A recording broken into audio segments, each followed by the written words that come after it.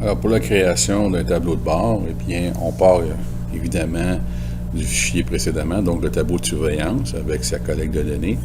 Vous pouvez avoir vos petits graphiques qui sont ici. Maintenant, on pourrait ajouter une moyenne du convoyeur 1 au niveau de sa vitesse et une moyenne du convoyeur 2, faire une comparaison par exemple. Alors, comment j'ai procédé pour la moyenne? Eh bien, je clique dans le casier correspondant. Vous avez le E qui est ici.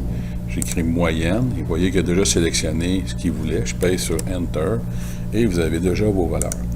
Point remarqué, les valeurs sont toujours en temps réel. Vous allez observer, vous allez voir, Enter, vous voyez la courbe qui descend.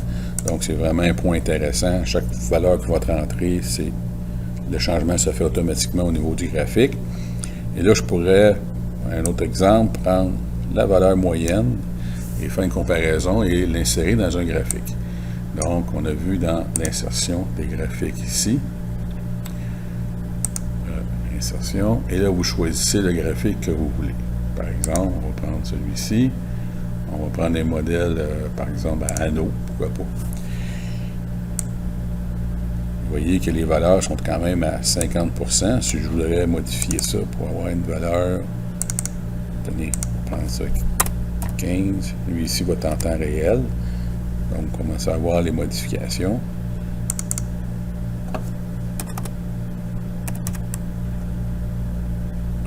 Donc, vous voyez les écarts. Donc, au niveau des KPI, vous choisissez ce que vous avez besoin. Et après ça, vous pouvez ajouter des valeurs comme la valeur moyenne, comme j'ai fait, qui a une relation avec les KPI. Tout est une question de ce que le client désire ou ce que vous désirez avoir comme information. On peut en mettre 5-6 comme ça.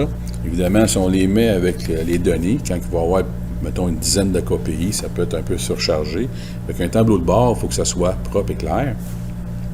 Donc, ce qu'on va faire, on va prendre copier. Là, on va s'ouvrir une nouvelle feuille qu'on peut appeler, ici, on pourrait le renommer tableau de bord comme ceci, aussi simple que ça. Et là, je vais venir coller. Même chose pour l'autre.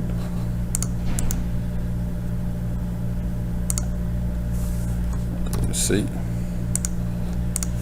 et CTRL-V.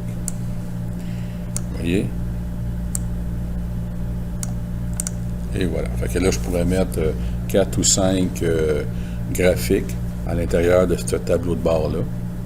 Donc, ces tableaux-là vont devenir justement des indicateurs pour l'opérateur ou le technicien afin de pouvoir déterminer d'où vient le problème, mais aussi avoir les performances de sa chaîne de production.